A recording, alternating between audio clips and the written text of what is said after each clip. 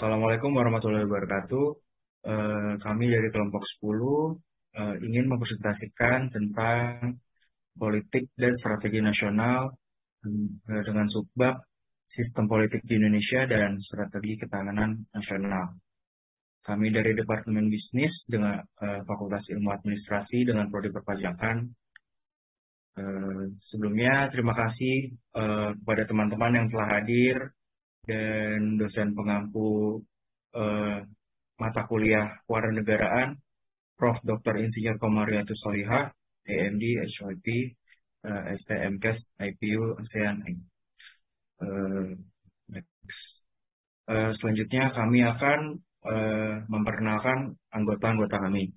Yang pertama ada Anggeta Rizka Putri dengan NIM 2250 3040 711102 dengan email UB anggitareska@student.ub.ac.id. Alamatnya Jalan Irigasi Gondrong, RT 4 RW 4 Cipondo, Tangerang, dan hobinya menonton film. Selanjutnya ada Jessica Angela Postin dengan NIM 2250 3040 711103. Beralamat di Villa Pertiwi Klaster Gardenia, Blok KF, nomor 10, Kota Depok. Memiliki email UB jessicapostine@student.ub.ac.id. Hobinya merajut. Selanjutnya ada Nur Alisa dengan NIM 2250 3040 711104. Beralamat di Jalan Cokroaminoto nomor 61 Kediri. Memiliki email UB nuralisa 1084@student.ub.ac.id. Memiliki hobi membaca. Next. Selanjutnya ada Muhammad Zaki Al-Ghifari dengan NIM 2250 3040 711105. Beralamat di Jalan Gatot Subroto nomor 65 Gunung Simping, Cilacap. Memiliki email UB algifari99@student.ub.ac.id. Memiliki hobi olahraga. Selanjutnya ada saya sendiri, Markal Hafid Pandita, sebagai moderator dengan NIM 2250 3040 711106. Beralamat di Jalan Olahraga 2 nomor 12A R3 RW 5 Cililitan, Kramat Jati. Saya memiliki email UB markal@pandita@student.ub.ac.id. Saya juga memiliki hobi memancing di laut. Sebelum kami melanjutkan ke materi, kami ingin menyampaikan rasa terima kasih kepada pihak-pihak sebagai berikut, yaitu Rektor Universitas Brawijaya beserta jajarannya yang telah memberikan kami izin kepada kami dalam proses penyusunan makalah dan PowerPoint ini. Lalu ada Dekan Fakultas Ilmu Administrasi beserta jajarannya yang telah memberikan izin kepada kami dalam proses penyusunan makalah dan PowerPoint ini. Lalu ada Ketua Departemen Fakultas Ilmu Administrasi Bisnis dan Ketua Kaprodi Perpajakan yang telah memberikan izin kepada kami dalam proses penyusunan makalah dan PowerPoint ini. Dan yang terakhir, Prof. Dr. Insinyur Komariatus Solihah, AMD, HYP, ST, MKes, IPU, ASEAN, selaku dosen pengampu mata kuliah Kewarganegaraan yang telah membimbing dan memberikan petunjuk dan saran-saran selama penyusunan makalah ini. Selanjutnya ada pokok materi. Pokok materinya kami bagi menjadi 4, ada pengertian sistem politik, strategi ketahanan dan keamanan nasional, latar belakang lahirnya sistem politik di Indonesia, dan sifat dan nilai-nilai. Kepada kelompok 10 dipersilakan untuk lanjutkan presentasinya. Pendahuluan. Beberapa negara di dunia telah mengalami perubahan setelah menempuh perjalanan panjang, bahkan beberapa di antaranya mengalami perubahan dalam waktu tempuh yang relatif pendek. Hal ini disebabkan karena negara-negara tersebut menginginkan sesuatu yang lebih baik dari sebelumnya. Sesuai dengan ketentuan dan kepentingan berbagai pihak. Perubahan itu sendiri bukanlah suatu ancaman yang berbahaya bila mana dalam pertimbangannya disikapi dengan memperhatikan kelebihan dan kekurangan dari sistem politik yang sudah berjalan sebelumnya. Dalam konteks ini, perubahan berarti menciptakan kondisi yang lebih baik. Bisa saja perubahan dapat terjadi lebih buruk dari yang diinginkan, sebagai contoh yang terjadi di Yugoslavia dan negara-negara Balkan. Pengertian sistem politik di Indonesia. Secara etimologis, sistem politik bersumber dari dua kata, yaitu sistem dan politik. Kata sistem berasal dari bahasa Yunani, yaitu sistem yang berarti kesatuan. Sistema adalah hubungan yang berlangsung di antara satuan-satuan atau komponen secara teratur. Dengan demikian, kata sistema berarti sekumpulan bagian atau komponen yang saling berhubungan secara teratur. Sistem juga dapat diartikan sebagai sesuatu yang lebih tinggi dari sekadar cara, tata, rencana, skema, prosedur, atau metode. Sistem adalah metode dengan mekanisme yang konsisten atau terstruktur dan seringkali bersifat otomatis. Sedangkan kata politik berasal dari bahasa Yunani, yaitu polis yang berarti negara. Menurut Delarnoer, politik adalah segala aktivitas atau sikap yang berhubungan dengan kekuasaan dan yang bermaksud untuk mempengaruhi dengan jalan mengubah atau mempertahankan suatu ancaman bentuk susunan masyarakat.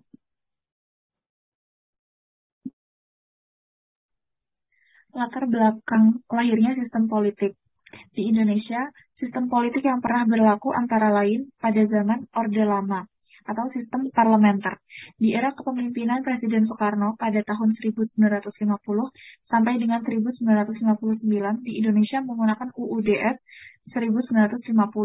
Masa berlakunya mulai tanggal 17 Agustus 1950 sampai dengan 6 Juli 1959.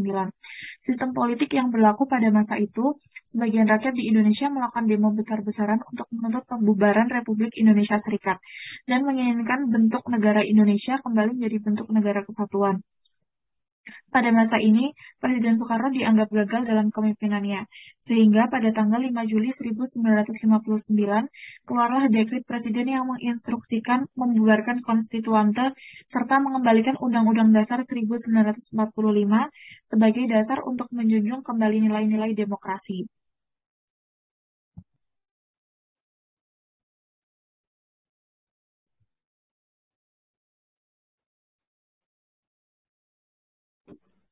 Selanjutnya ada strategi ketahanan dan keamanan nasional. Sumber ancaman atau source of threat terhadap apa yang selama ini dikenal sebagai keamanan nasional menjadi semakin luas, bukan hanya meliputi ancaman dari internal ataupun eksternal, tapi juga ancaman azimutal yang bersifat global tanpa bisa dikategorikan sebagai ancaman luar atau dalam.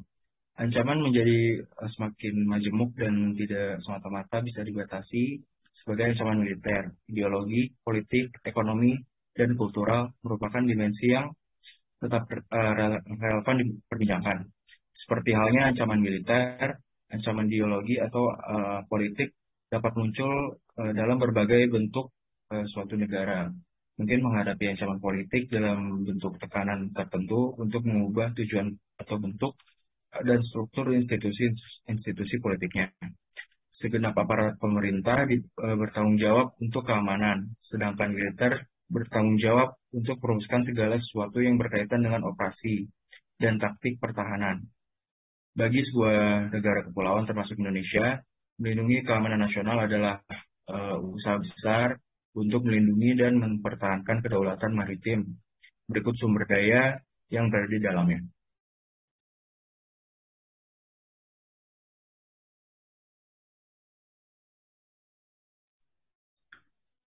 Selanjutnya, sifat-sifat ketahanan nasional. Ketahanan nasional memiliki beberapa sifat. Yang pertama, sifat manunggal. Setiap bangsa yang berusaha mencapai cita-citanya tidak dapat lepas dari segenap aspek kehidupan nasional, baik alamiah maupun yang sosial. Yang kedua, sifat mawas ke dalam. Mawas ke dalam berarti bahwa suatu bangsa harus lebih memperhatikan ke dalam dirinya daripada keluar. Oleh karena itu, ketahanan nasional terutama diarahkan kepada diri bangsa dan negara itu sendiri dengan tujuan mewujudkan hakikat dan sifat nasionalnya sendiri. Yang ketiga, sifat berwibawa. Seperti diuraikan di atas, bahwa ketahanan nasional akan terwujud apabila suatu bangsa dapat mengembangkan semua unsur kekuatan nasional yang mencangkup aspek alamiah maupun sosial, menjadi suatu kesatuan yang bulat. Yang keempat, sifat berubah menurut waktu. Konsepsi ketahanan nasional adalah bersifat objektif umum, maka secara teoritis konsepsi tersebut harus dapat diterapkan di negara maupun manapun saja. Yang kelima, sifat tidak membenarkan sikap adu kekuasaan atau dan kekuatan. Konsepsi ketahanan nasional tidak bertujuan untuk menanamkan rasa permusuhan terhadap suatu negara ataupun sekelompok negara tertentu, serta tidak menyetujui konfrontasi dan dominasi dalam bentuk apapun.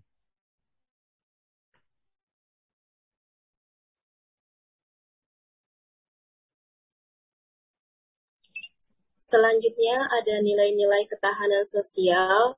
Yang pertama ada mandiri. Ketahanan nasional percaya pada kemampuan dan kekuatan sendiri serta pada keuletan dan ketangguhan yang mengandung prinsip tidak mudah menyerah dengan tumpuan pada identitas, integritas, dan kepribadian bangsa. Kemandirian ini merupakan persyaratan untuk menjalin kerjasama yang saling menguntungkan dalam perkembangan global atau interdependen. Yang kedua, ada dinamis. Ketahanan nasional tidaklah tetap. Ia dapat meningkat atau menurun tergantung pada situasi dan kondisi bangsa, negara, serta lingkungan strategisnya. Hal ini sesuai dengan hakikat bahwa segala sesuatu di dunia ini senantiasa berubah dan perubahan itu senantiasa berubah pula. Karena itu, upaya peningkatan ketahanan sosial harus senantiasa diorientasikan ke masa depan dan dinamikanya diarahkan untuk pencapaian kondisi kehidupan nasional yang lebih baik. Yang ketiga, wibawa. Keberhasilan pembinaan ketahanan sosial Indonesia secara berlanjut dan berkesinambungan akan meningkatkan kemampuan dan kekuatan bangsa. Makin tinggi tingkat ketahanan nasional Indonesia, makin tinggi pula nilai kewibawaan dan tingkat daya tangkal yang dimiliki oleh bangsa dan negara Indonesia. Dan yang terakhir, konsultasi dan kerjasama. Konsepsi ketahanan nasional Indonesia tidak mengutamakan sikap konfrontatif dan antagonistik, tidak mengandalkan kekuasaan dan kekuatan fisik semata, tetapi lebih mengutamakan sifat konsultatif, kerjasama, serta saling menghargai dan mengandalkan kekuatan moral dan kepribadian bangsa.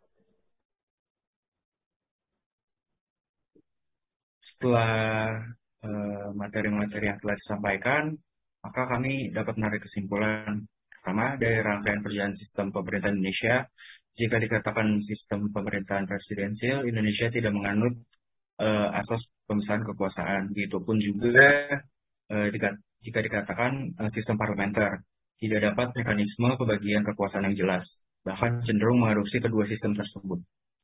Adanya sistem pembagian kekuasaan itu seperti di Indonesia, tidak terpisah antara lembaga negara yang satu dengan lembaga negara lainnya. Ketentuan inilah yang ada di dalam Undang-Undang 1945. Dengan demikian, secara konseptual atau teoritis, kewenangan lembaga-lembaga negara dalam sistem pemerintahan yang diterapkan berdasarkan Undang-Undang Dasar 1945 diperlukan kembali upaya penyempurnaan agar secara konseptual dapat berjalan secara ideal. Kedua, secara praktik dalam menjalankan fungsi dan kewenangan lembaga negara tidak mencerminkan bahwa sistem pemerintahan Indonesia menganut pemisahan kekuasaan, tetapi lebih dekat pada sistem pembagian kekuasaan. Secara kenegaraan, sistem yang demikian lazim digunakan oleh negara dengan sistem pemerintahan yang bukan presidensial seperti yang digunakan di Indonesia. Lalu kami juga memiliki saran dari pembahasan ini. Kelompok kami mengingatkan kepada segala pihak, terutama generasi muda, untuk mengetahui dan mempelajari sistem politik dan strategi nasional. Karena kita sebagai pemuda generasi penerus bangsa, kita memiliki tanggung jawab untuk menjaga bangsa ini. Saran kami, lembaga negara harus menjalankan kewenangan sesuai dengan undang-undang yang ada. Begitu juga penyempurnaan beberapa undang-undang yang telah ada agar sesuai dengan konsep Undang-Undang Dasar 1945 yang menjunjung keadilan bagi seluruh rakyat.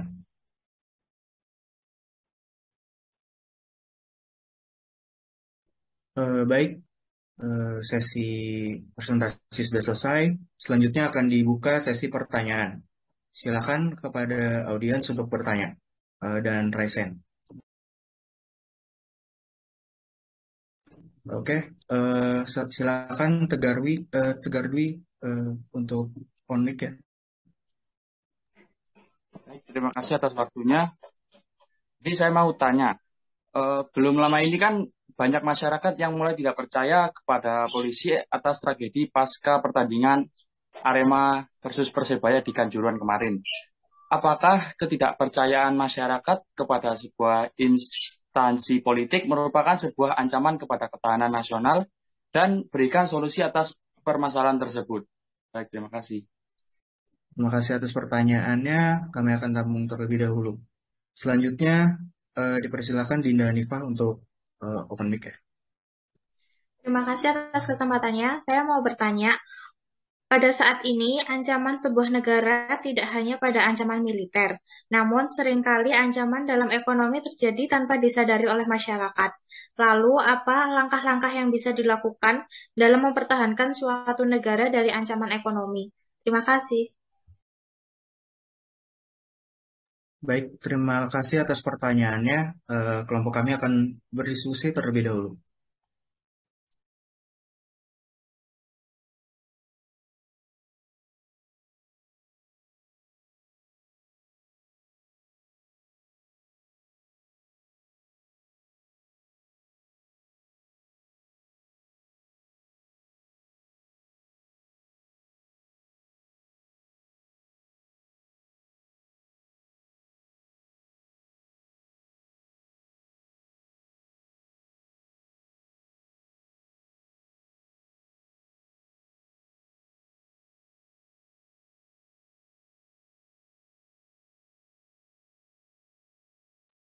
Baik, saya akan menjawab pertanyaan dari Tegar tentang masyarakat yang mulai tidak percaya atas tragedi pasca pertandingan Arema. Jadi ketahanan nasional bukan merupakan sebuah disiplin ilmu tunggal. Ketahanan nasional diperlukan dalam rangka pencapaian tujuan nasional. Dalam perjalanan mencapai tujuan nasional ini pasti akan menghadapi ancaman, gangguan, hambatan, dan tantangan. Nah, ini tuh merupakan salah satu dari tantangannya.